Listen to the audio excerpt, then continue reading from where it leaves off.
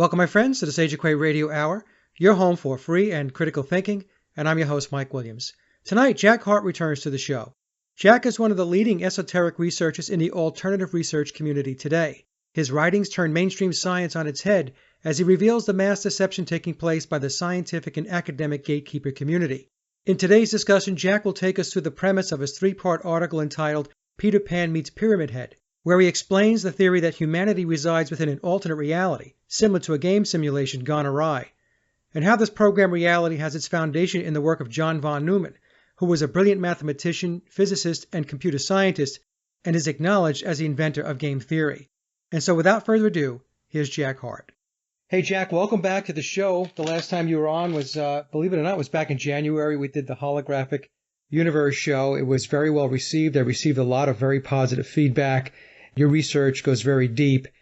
And with this show, we're going to pick it up based upon three articles that you have written entitled Peter Pan Meets Pyramid Head, Part 1, 2, and 3. And that's gotten a lot of views, I know, on your blog, on VT, and it's making its way around the internet. But before we get started, because I think that this quote by Chris Hedges is going to be very indicative of what we're going to talk about. And here's the quote. We now live in a nation where doctors destroy health, lawyers destroy justice, universities destroy knowledge, governments destroy freedom, the press destroys information, religion destroys morals, and our banks destroy the economy. So I know that you and I have spoken offline on many occasions, and the consensus that both of us have come to is that this reality or this existence, whatever it is we want to call it, this realm, it's something very, very wrong, very, very upside down about it. Right, it's like that Star Trek movie, Michael. Remember where Captain Kirk goes into the anti-universe where Yes. there's the evil Spock and the evil Kirk. It's almost like that with people. These people, we know them. We've shared our life experiences with them, but there's something different about them. We don't connect with them like we used to with our own families. I've analyzed every position to it. You can see, obviously, when you go to explain something to one of these people, for instance, like that 17 Arabs didn't learn how to fly like the Blue Angels from flying crop duster simulators, and they didn't split the defenses of NORAD and take out half of Lower Manhattan and part of the Pentagon, the most secure building in the world. It's impossible, They can't seem to understand any of this stuff, It just goes on and on. No matter what you do, it doesn't get through to them. And no matter how many facts you present to them, it doesn't get through to them either. It's like we're running in a program. Yeah. It's that nightmare where you're trying to shout out and you can't wake up and nobody can hear you. Yeah, like sleep paralysis. Right. It's like being in sleep paralysis, which is my whole point. It is my belief, as Preston Nichols is writing about in the Montauk Project, we're in an electromagnetic bottle. This is what my whole series has been about, Peter Pan Meets Pyramid Head. It's been my bacteria thing, that was heavily attacked. It was cyber attacked from all over. But compared to what's been done with the Peter Pan Meets Pyramid Head, that was nothing at all. But I guess the joke's on them because now it's going in the next edition of Nexus magazine. So what's been happening, Jack? They've been squashing the views. Oh, yeah, they've frozen the views. There's actually on part 2 on Veterans Today, the editors, before the article, there's a paragraph talking about how the views have been frozen on it. And it was knocked down 3 times, and I believe it was knocked down 3 times because it ran those articles. They can't even put them in the top 50. Nexus also got knocked down. Nexus magazine, when they ran those things, they got knocked down for a week. So what do you think they're afraid of? And why are they taking it down? What is it that's in Peter Pan Meets Pyramid Head that's making them very concerned? There's a number of things, Michael. First off, that this is a simulated reality. Those of us who are cognizant, I have tremendous news for you. This is probably not your only physical body. And if it's not a physical body, it's your essence, your true existence is elsewhere. You're participating in a program that's being run. And this technology has been developed. The Germans started with it, with the experiments of Passion and Wien. It was carried through when guys like Schlick, who I believe now was my friend's grandfather, who I wrote about, that's him. I've seen him in the picture. Von Neumann was brought over here. The sciences were shared with the Soviet Union. I mean, von Harden went to the Soviet. He wouldn't have nothing to do with America. He went there. The elite have been sharing this technology since at least the start of this century. The 20th century is what I meant. I think it ties in with the Vatican and Aleister Crowley's declaration of a new aeon in 1905. I mean, he predicted World War II, and he predicted the depravement or the abase. He called it abase. The 80s would be abased, and that's Hollywood has followed that agenda to the letter. All media outlets and the educational systems too. I mean, I think they began handing out prophylactics at the beginning of the 80s. The whole thing, the whole society, the culture is very perverse. It's very decadent. But it's being run like a program. You can trace the science, and that's what I did. They have their new series now with their little Einstein series, Nat Geo, of all people. Nat Geo should have been closed down. They've countered with this nonsense about Einstein and the brilliant scientist he is. Read our posts. I was very fair to him. I gave his science a lot of credit with the black hole thing. That's all Einsteinian science. And it is blended together with quantum physics. It's not what they're using. It's not cutting-edge science. I have papers that I printed in, I think it was Return of the Titans. If you go, I think it's link 11. You'll see it's a link to all these cutting-edge theories, on unified field theories. Almost every one of them, and there's like 100 of them on there, start off with a refutation of the theory of relativity. Why are they making a hero out of what I did with the Peter Pan meets Pyramid Head? As we brought out who John von Neumann was. Because John von Neumann is the guy who invented the 21st century. The Jews aren't happy they want Einstein. I'm sorry. Von Neumann was a Jew too, so maybe they'll be happier to know that. But he happened to have also been a Nazi, okay? And when they brought him over there, they put him in an office next to Einstein at Princeton, and he used to blast. He had the gramophones then, and he'd turn up the volume full blast, and he'd blast the Prussian marching music at Einstein. So Einstein, he had to complain to the authorities at Yale, who still couldn't do anything, because von Neumann was the golden boy. The Rockefeller Foundation paid a lot of money for von Neumann to come over here, and for him to be educated by Hilper in Germany before he did. Einstein is not an important scientist. He really isn't. I hate to tell people, too, and I've gotten into this before with our New Age friends and stuff. You read our writings for the last 4 years, and you will see document upon documentation of a technology I'm telling you about that allows them to switch channels. It culminated with stealth technology. I mean, Wikipedia's got all this stuff documented. These are actual events, okay? Let's talk about John von Neumann, who invented everything you see before you in the 21st century. If you don't believe me, go read his Wikipedia links. And I got another newscast for everybody, or a hot news bulletin. Everything they go by now is game theory. The politicians run nobody. They don't make any decisions. The intelligence agencies make those decisions. And they make them on game theory. Von Neumann invented game theory in 1928. It's almost as if, not almost, that we're in a program. He invented a self-replicating computer in 1949 with a piece of graph paper and a frickin' pencil. All for that DNA science was discovered 2 years later. They had to be using his blueprints for the DNA runs like a program would for the replicating computer. I don't think that's coincidental. So what we're saying here is that Einstein pretty much is a ruse. A total ruse. Anybody who's ever had a premonition knows that things can travel faster than light. Quantum entanglement proves there's no speed limit, and Bell's theorem proves it mathematically. What I did in Peter Pan meets Pyramid Head is I culminated it and I connected the dots. I know there's people in the intelligence services that read me because that's who most of my internet friends are. They've been connecting the dots. But I connected it for the general audience, which elicited a violent response, maybe even. Because believe me, I never wanted to do this. I know you're probably in the same boat. No, I'd rather be doing other things. Oh, my God. What am I doing? And I'm freezing my views, Michael. You know, that's they're taking money right out of your pocket when they do shit like that. That's your resume, you know? Yeah. So what am I doing this for? Well, you've rattled some cages. So that's a good question. So you have to ask yourself, why are you doing it? So what do you think happens in the end? Why are you doing it? I told you, we're like salmon. So I don't know. Don't go like the salmon while it's swimming upstream, you know? I don't know. Yeah, why do salmon? swim upstream. I don't know. They just do, right? Right? And by the time they get there, they'll beat the shit. So that's, for me, that's the way I feel, like a salmon, maybe. All right. So the thing is now, they've frozen the view or the counts on your piece. And we're talking about, again, Peter Pan meets Pyramid Head.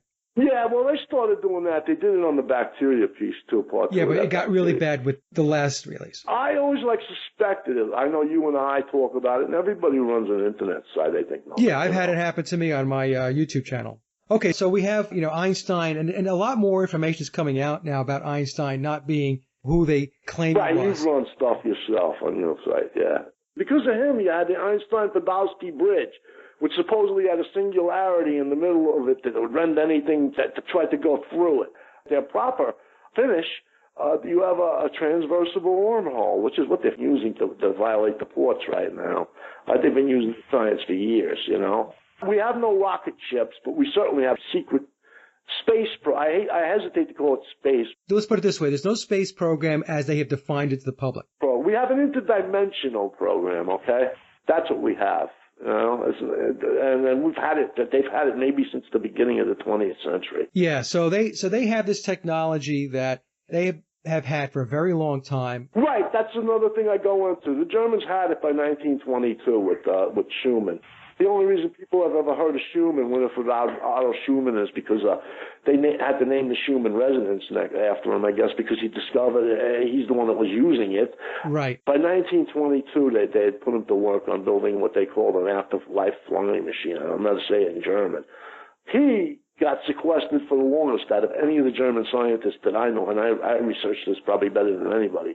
They had him for 2 years at Wright-Patterson Air Force Base. Well, he was he was the biggest prize maybe they had, You're talking about Schumann? Yes. Okay. W.O. Schumann, right. He went along with, I don't know how many tons I listed of classified German aeronautic papers. They all went to Wright-Patterson, or underneath Wright-Patterson is more likely. Although that technology didn't come out in America until after the AEC went beneath Ordorf, blew up the entrances, and came back here to Long Island, and they gave them Camp Upton, and they started burrowing along with Betchel. Betchel is their trained burrower, I think. When I was reading your articles, the thing that stuck with me was I really had to come to grips with the fact that the types of technologies that they were working on, I could not believe how advanced these technologies were. You don't understand. We're millenniums ahead of what you're talking about. They're like using technology that they learned from Morgan Freeman, Which is, it's increased their work week 20 hours. It's really impressive, And you look old by the time you're 40, too, using that stuff. It's great. And we're dependent on one giant corporation to produce all our food now, Monsanto. I trust them to feed me, don't you, Michael?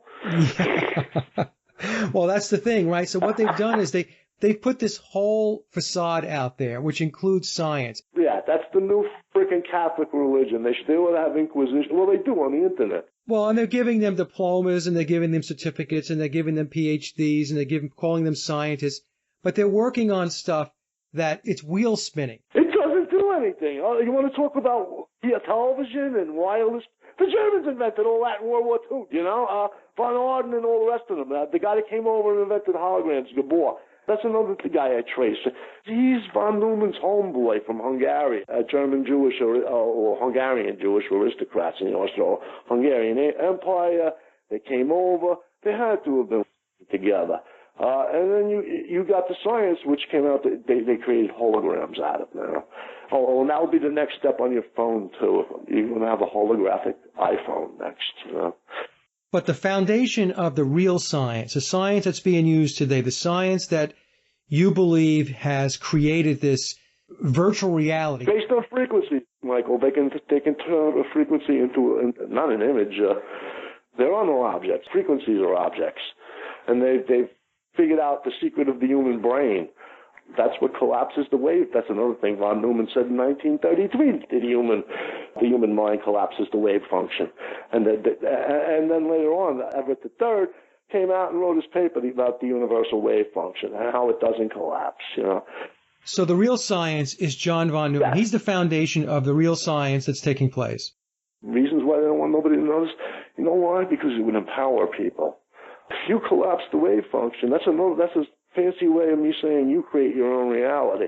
But it makes sense because that's why they spend all of their time trying to manipulate your thoughts and your consciousness. Right. This can be weaponized and used to get rid of them, to overthrow them. Yeah. And this is what they're afraid of, because there's people out there that are better at it than them. They use a lot of machinery and stuff. There's people who are... That's what we're going to go into in part 4 of this, by the way.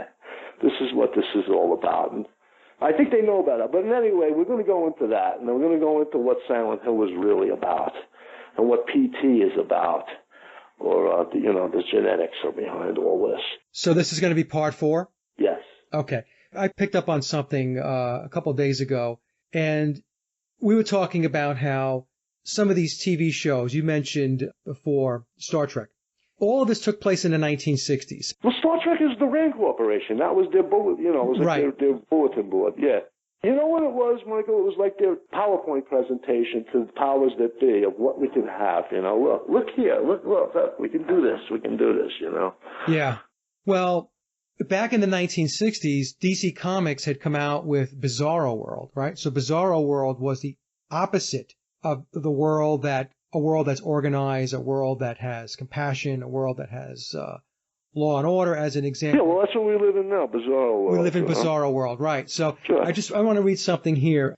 This is off of Wikipedia, folks, so I'm not making this up. In the Bizarro World, society is ruled by the Bizarro Code, which states, us do opposite of all earthly things, us hate beauty, us love ugliness, is big crime to make anything perfect on Bizarro World.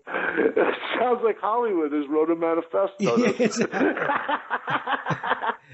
But that's the thing. It's written with a lot of ignorance because, in my view, what's happening is they're really telegraphing out to the population, this is where it's going. Yes, it is being telegraphed. Like I'm doing your show, and I know you have a lot of very enlightened listeners. And you guys can't read the writing. This is a message. It's all a message. Well, that's the thing. I'm thinking that a lot of this really, really got started hot and heavy in the 1960s because Bizarro World, 1960s DC Comics. In the 60s, the music started to change things. It opened Pandora's box. Now, look, the other show that I wanted to bring up, and this was also in the 1960s, was Lost in Space, and the name of the show was The Antimatter Man. And it was all about duality, and it was all about good versus bad. Everything Star Trek did, Lost in Space did better. They had the kids in it. Maybe it's not taken as seriously by science fiction aficionados. First of all, Lost in Space represents Shlomo, Dr. Smith. You can't make a microcosm of the human race. They had in Star Trek they had the Russians, the black girl, the Chinese guy. They didn't have Shlomo. How can you have a fucking human race without no Shlomo? In Lost in Space, they cover Shlomo. Dr. Smith is Shlomo, and he's perfect at it. They have there's a Lost in Space episode, which I think is like one of the deepest things TV shows they ever made, about when they get marooned on a planet and they meet up with a golden man, the family. And this golden man is like glittering, and everything he says is perfect about what he's going to do for them and promises he's taking. And he tells them that this lizard man, he's really cranky lizard man, he's got these crazy weapons and shit, and he's going to kill everybody, and this is his dreaded enemy, the lizard man. And through the whole thing, he's juicing them on, that they have to fight the lizard man, And in the end, it ends up he was conspiring to like he was going to eat them or something, and the lizard man had to come and rescue them. The other show I wanted to talk about was, you mentioned it, Star Trek, and the episode was called Mirror, Mirror.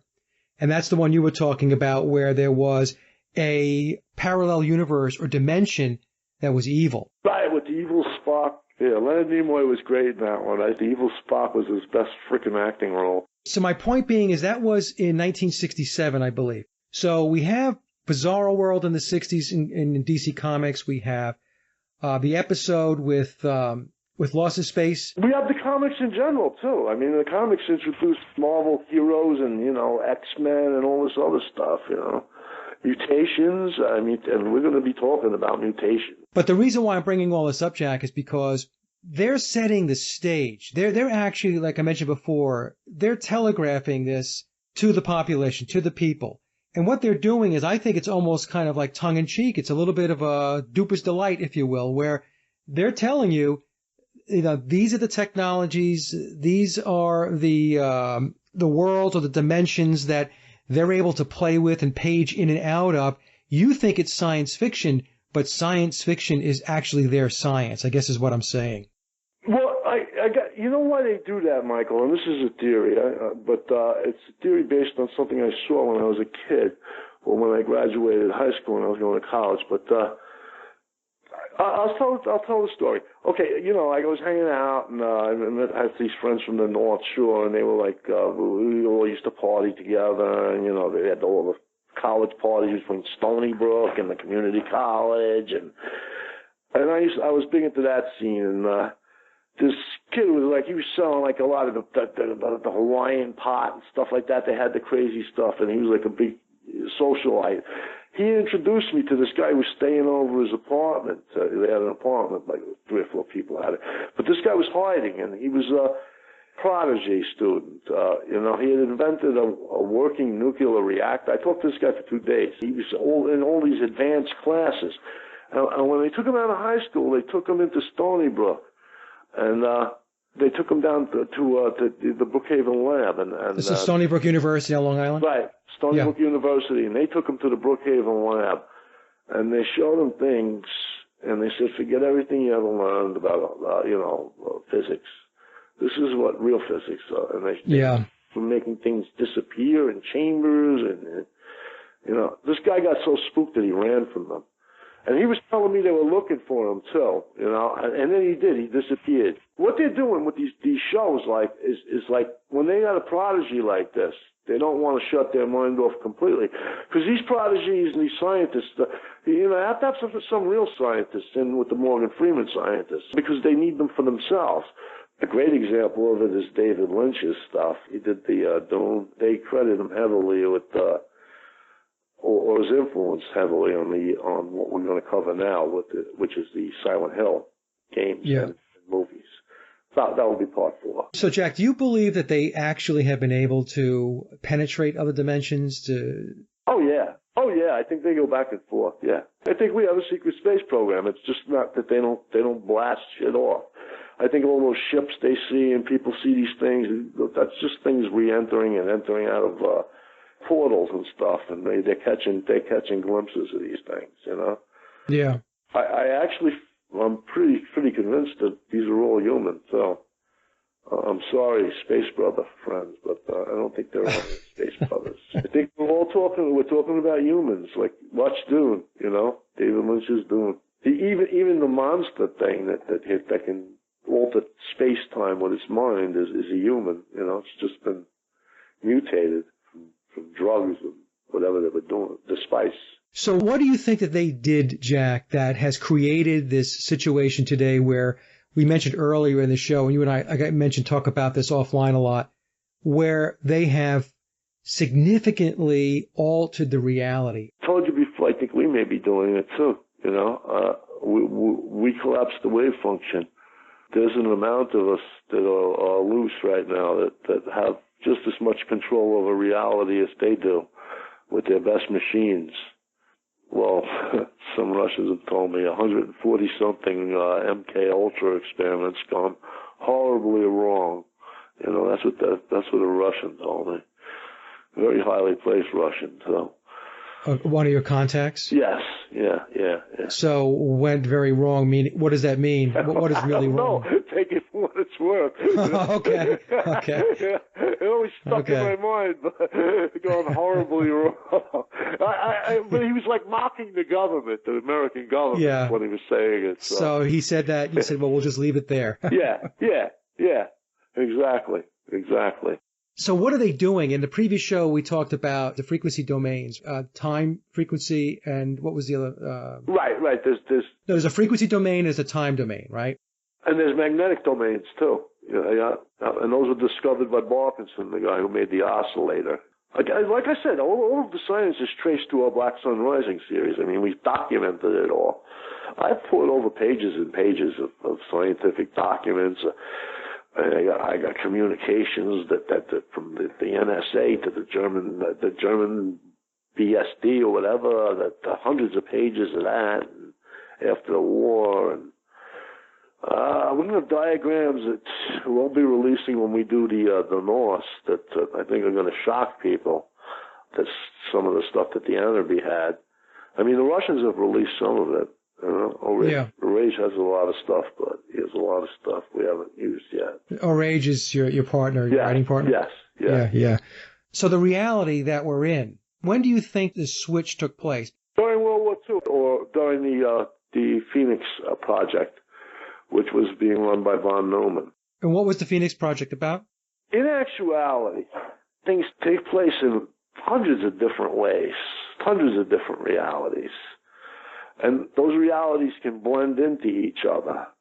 And I think Preston Nichols was probably Hugh Everett III. He wrote the Montauk Projects. I don't see how any writer could have wrote that anyway. Well, Hugh Everett III was von Neumann's successor, right? He was his successor, right. He was his successor. He wrote about the universal wave function and how it doesn't collapse. And the Copenhagen school had epileptic seizures over that. He proved it all. And then he just went deep black, and he worked for the government. And the same year von Neumann died, I think it was 57, and he became his successor. And everything he did after that was basically clear. I think there's a couple of mathematical equations that he gave up, but everything he did after that was classified. And when he was older, in his 50s, he wasn't really old, he just started eating and drinking and smoking, horribly overweight, and drunk all the time, I guess, smoking cigarettes, and he did. He died at 51 or 52. And he had told everybody that, he was done. He was done with this lifetime. Kind of funny that Preston Nichols is morbidly obese, too, and the fact that what he's writing about, the wavelets, or he calls them wavelets, wavicles he calls them, that kind of science, I don't think that was readily available in 1992 when he wrote the Montauk Projects. Then you have the other thing with the Vienna people and the Vril girls, which we're also into deeply with this Peter Pan meets Pyramid Head thing. Like Maria Orsic? Yes, Maria Orsic, right. Old friend of mine, yes. Good friend of mine. In any case, but yeah. But in any case, they said that they'd be back in 1992, 93, and 2000. They gave dates 2003, 2004. They coincide pretty well with the Montauk Projects trilogy by Preston Nichols, and then the Silent Hill games and movies. That's where you got Pyramid Head from, right? The Silent Hill? Yes. Yeah. Pyramid Head is like he turns the wheel of darkness. He's like the center of the darkness, the executioner. The darkness revolves around him. That's why he has a pyramid for a head. He's the faceless monster that pursues us in our nightmares, which may actually be our own memories, because that's what he's supposed to be. He's supposed to be us. That's where you go into all these different realities blending in together. So you're saying these realities are blended together. In other words, they're overlapping. Right. That's what we're really looking at, So it never used to do that, and I think, is that what you're saying? We unleashed a lot of it with the 60s with LSD. What do you think? We documented. They brought over millions and millions of hits from Sandor's lab. We got documentation of it, and the culture thing. They brought it through Canada. They dumped that shit in the water supply, man.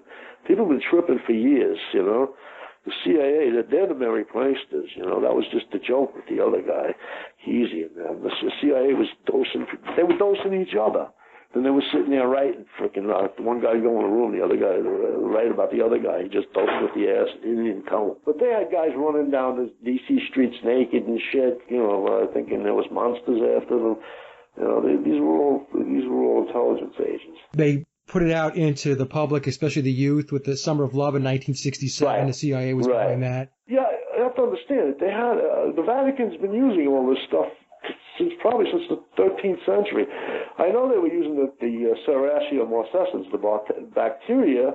We've documented that. Another thing, some of my Russian friends have told me is, there's a book, St. Peter's Snow. It came out in 1933 or 1935. It's a Russian book. It talks about the ergot fungus and stuff. So LSD wasn't invented by the Sandoz lab in 1947 because they knew about it in the early 30s, It's just another thing. Everything everybody believes they think they know. And you see all these know-it-alls on the internet. It's not what you think it is, dude. What do you think about CERN? I think CERN is done now. I think CERN is done. I think they failed in their mission. I heard there was a fire there and stuff. And I noticed there were certain people who were on my Facebook page. They packed up their stuff. They were packed up. And I'm hearing it from other people, so. Well, what was CERN supposed to do? They were supposed to open a portal. You know, they were supposed to artificially open a portal, I guess. That's what I think, you know. That's conjecture on it, by the way. No, they were trying to open up a portal or a black hole. And of course you can't do that because these things are intimately linked with the human soul. So how are they, though? How are they manipulating the reality so that they can tap into alternate dimensions or realities and have that overlap? Through Fourier windows, Gabor windows, the mathematics is all in Fourier analysis. It's a science that was developed originally, I think it was something to do with bacteria in France in the late 19th century. But the Germans took it and ran with it, and they made it into where you can actually reproduce an image from a frequency. The Bohr, actually, the math he came out with is probably just the tip of the iceberg. For them to pursue this is my thinking, right? So for them to pursue that type of science and the subsequent technologies, Jack, even back then, says that they had to know way before that what it is that they had to look for in order to do the things that they were going to set out to do. Right. They're in contact with disembodied entities. I mean, I got news for people. It's probably the Council of Minds the one who's probably running the world right now. If they have bodies, the bodies are just ones they're inhabiting right now. But so the Council of Nine, who were the Council of Nine? I go through all that, and actually it's the nine ancient gods. They say they're the nine ancient gods of On or Heliopolis. On means heaven. I say they're the nine lords of the night of the Mayans, you know. But in any case, they made contact. That's what Hertog's book is about. We're going to get into the genetics, too. And you ask how they open portals. There's a transition that takes place between DNA, you know. It goes to something called Z-DNA.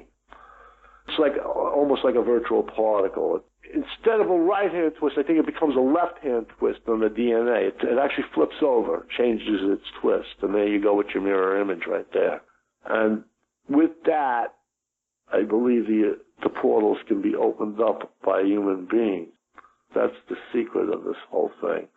I believe reality becomes pliable in a state of Z-DNA when your body's producing that, and it's usually produced through excited states.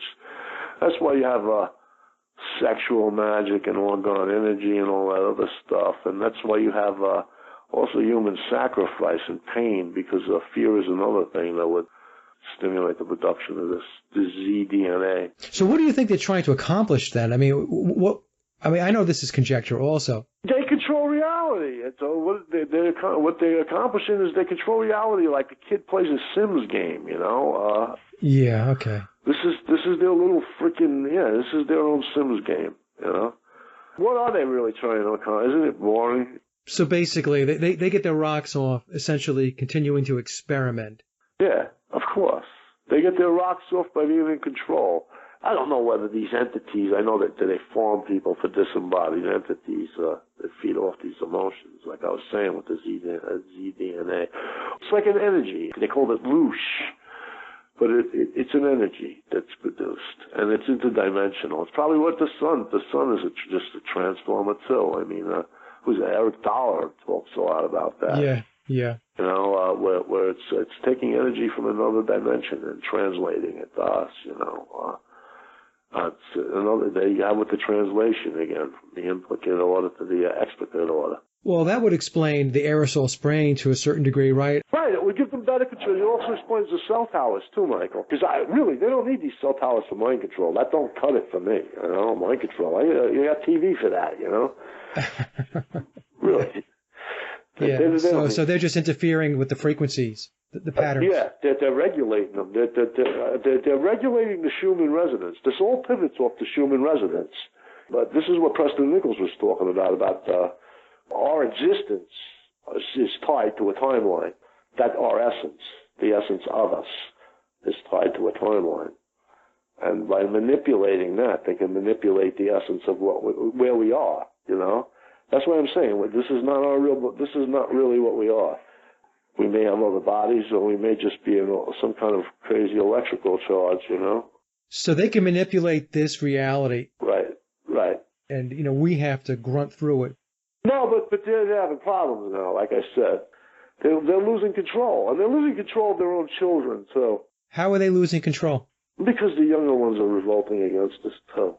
That's where your stuff comes in, with the flat earth, with the Crow 777, these people, what do you think you're dealing with? You're dealing with NSA agents and NASA agents, disgruntled employees, but they're still in the beans, Yeah.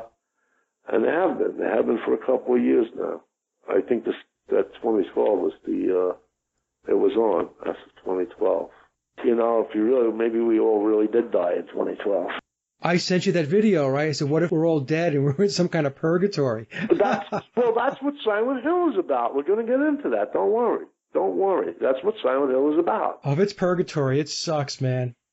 I've got Silent Hill really sucked, too. You had Pyramid Head. He would fillet you alive if you got caught outside the church, Now, you mentioned Preston Nichols, and a lot of people have heard Preston Nichols' name and with the Montauk Project, but you actually knew him. Could you tell us a little bit about how you got to meet Preston Nichols? I met him, actually, the first time I seen him was when I was doing security in some strip clubs. You won't forget a guy like that. He just walked in with this other skinny guy, and the way he dressed, he used to dress like he was a very nerdy dresser, and he was like freaking comically overweight, and then he'd wear pants that would show, like where you actually have the biggest stomach downstairs and you do upstairs, like in two stomachs. So he'd wear the belt tight enough so he'd have the two stomachs, and the high water pants. I don't know if he had the protractor, but and he talked in like a high pitched voice too, like it was almost like a nerdy voice too. Yeah. But I'll tell you, there was something about him too that you would just like talk. You just stopped, inexplicable when you're looking at what he is. Why does he have this effect on people? Yeah. So when he spoke, you listened. Yeah, you just stopped, and it was like ingrained in your head too. And that's another thing. Like people say, well, how do they do this without nobody spills the beans and stuff? Like I said, these realities, they bleed into each other. And they're very, they can manipulate them. They're malleable. Through Fourier analysis, they can change things. This is a transmission. They can tweak it as they go along. And what we remember happened, and this is what happens with people, is like with the Mandela. It's not the same as what we remembered it was, because it's constantly being tweaked. Things are being added and subtracted, Yeah, well, some people don't believe the Mandela effect is real. Yeah, well, they're morons, like I said. Okay, yeah, well, all of that stuff is like documented. It's documented in songs too from 1994, like Black Hole Sun, and the guy starts turning into a clown, and everybody is sucked to a black hole. By the way, they told me that guy killed himself too. These guys always kill themselves, by the way, because it's not because there's anything sinister about it. It's because they probably didn't want to be here in the first place, and they had a mission they wanted to accomplish. And they couldn't wait to get out of here when they were done. No, they feel. That's why they end up dying early. They predicted this. A lot of the songs, I see what they did. Like I said, you can go look at Black Hole Sun. You can see... like we're talking about the girls now, the Iliatu, the Jinn, that's what the Arabics call them. Or the Jinn, yeah, the Jinn. Everlast and Santana. Well, Santana, he knew a hell of a lot, but what is it, Shine a Light On? Or what is the name of that? You know music better than I do. Yeah, I think it's a song, yeah. Yeah, you go look at the video. He gives a shout out to the Jinn. He says they're God, these female entities that we're talking about now that have been with us since the beginning of time. Yeah, Santana, Shine Your Light. Shine Your Light, yeah. people don't know what he's talking about, but what he's saying is Aramaic, and he's saying that these women are God. That's what I've tried to tell people. They're the ones who wrote the Quran. One time, Arabia and Algeria were ruled by these women, and that they are the jinn. That they're called the jinn now, and that's why your Quran is green. That's why it's Venus and the moon are sacred in it. That's why it's 114 surahs, just like 114 verses from the Gospel of Thomas. They wrote it, then it was taken by these ruling imams, and all this just changed to just like, it's now become a field manual for primitive savagery. There's nothing left of what it was originally was. Nothing. As a matter of fact, women are horribly mistreated in Islam. I don't know many Islamic men that shouldn't be ashamed of themselves for the way they treat women. Now, with going back to Preston Nichols for a second, his work with regard to time travel and stuff like that, was that actually going on? Was that just hyperbole, something that he was putting out there as a distraction? Yes and yes. So what was Preston Nichols involved in? He worked for the Brookhaven Lab. I knew that before I really got to know him, and which is why I avoided him for the first year I knew him, And the Brookhaven Lab, folks, is on Long Island, and it's underground, Jack, most of it, or do we know that? We can't document it to have it underground. The AEC didn't even really exist when they went down there, but after Patton, and that's probably why he got killed, to shut his mouth about what they found underneath Ordorf, which you can read about in the Chronicles of Akakor, made available by Nexus in 2011. In any case, you can read about that. But the AEC went down there. Those are the original scientists who went down there. And they were led by von Neumann even then. They examined stuff. Unknown equipment was taken out of there. It was like a catacomb with 12 spiraling like spokes. It's described. This was in Germany? Yes, Ordorf, Thuringia. When Patton overran Ordorf, they went down there. They have accounts of this, all right? Because the guy wrote a book. Is the main guy for his intelligence services, and that's available. But he didn't really get to examine it. Who examined it was this group of scientists. They blew it up. I guess they were members of the OSS, it seems to be, or which would become the CIA. They took stuff out of there, and then they blew up the entrances, and then they made the National Security Act, and they made it illegal to reveal anything that was learned about that place for 100 years. Didn't they seal it up? Yeah, they sealed it up. And then they became the AEC. They were given Camp Upton over on Long Island, and they went over there and they built the Brookhaven Lab, which has a couple of, admittedly, a couple of particle reactors, but probably a lot more than that underneath that place, yeah. It's my suspicion. It should be pretty well founded by what we've written about with the Todd Foundation and the UMVs, and what other people have written about the UMVs too, that these things exist, and that they came over here and started building them beneath Camp Upton in the Brookhaven Lab. And who knows how far that extends on Long Island, So do you know or have an idea what Preston Nichols was working on or involved in at Brookhaven Labs? When I went up there and I seen them, they were giving out tests. Where I lived, my ex-wife, she went up there with a bunch of her friends, and they were getting $50 a visit. It would be like an hour. They'd go up to a hotel. I think it was Best Western at the time, over on North Ocean Avenue and Long Island Expressway.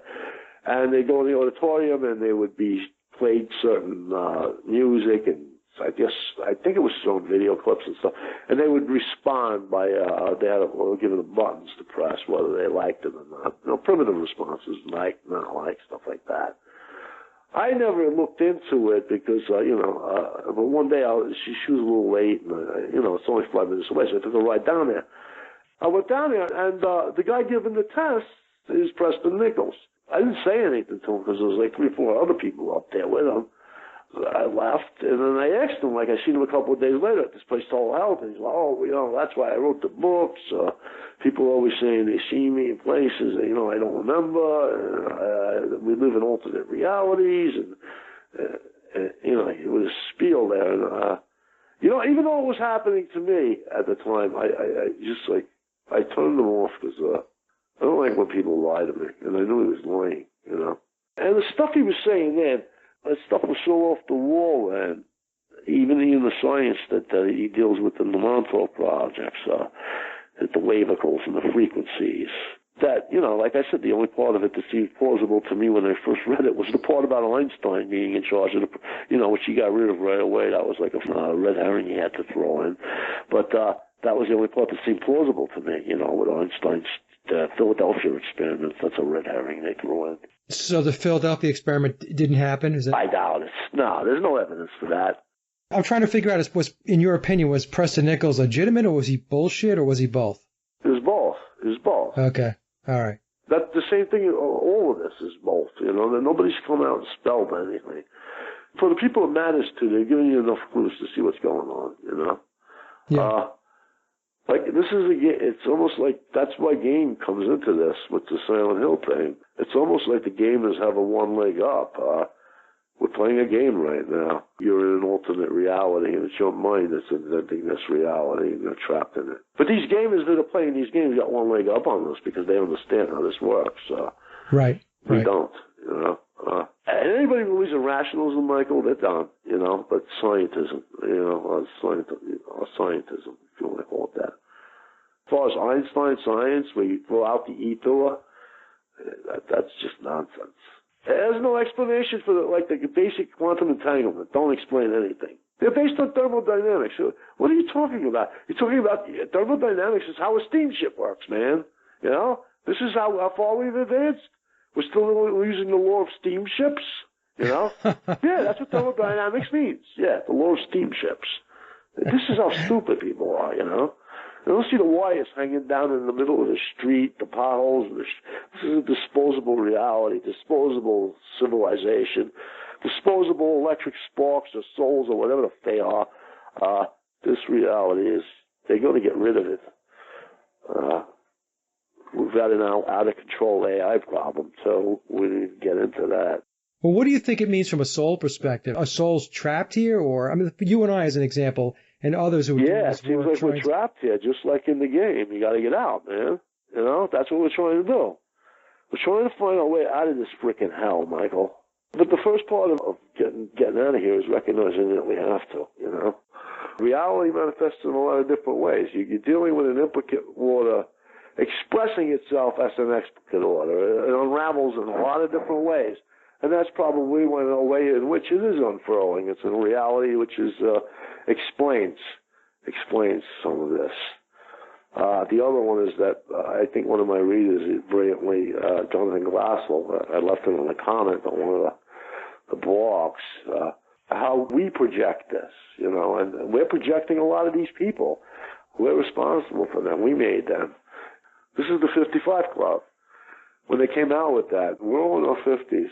Yeah, it's a very interesting point, because a lot of people that I know that are really pushing the envelope and trying to unravel this mess and to expose it, they are in their 50s. Yeah, like players in the game that reached a certain point in the game where they got to start changing the rules now. We went to the highest level now. They have levels in games, You compete on the first level, and then you go to the highest. Yeah. There's a group of us who have upped our game to the highest level. Yeah, that's what I'm saying. Just like a game. Again, it's working like a game. Was it you and I that were talking about? I think it was you and I. We said that we had found that many people who have awakened to this reality, that awakening took place around 2005, 2006, around that time frame. 2006, right. There's a marker there somewhere. That was mine. Mine was 2006. Everybody, Michael. Everybody. Yeah. I was probably when I read that book, too, had to be 2006. You were being lied to, I never even thought about that shit before that. And when I'd been taking up those books, I'd taken up another book about how, Osama bin Laden, the whole bin Laden family, were all CIA ops. And, it was a French book, too, translated into English. And somehow when I returned it to the library, they said I never returned it, and they still, to this day, it's a public record, still record, that I didn't return that book. It was $20 that I owe them for that book. But I had read about all that stuff then, and I never really thought about it. I still didn't really, I dismissed it, because I had never thought the government was bad, man. Well, I believed the 9/11 fairy tale when it happened. That's what I'm saying. I believed it right up to 2000. Yeah. And really, when I saw, I got an associate's in architectural drafting and engineering. I know how absurd the story is. I was being taught by all architects and engineers, and I was asked.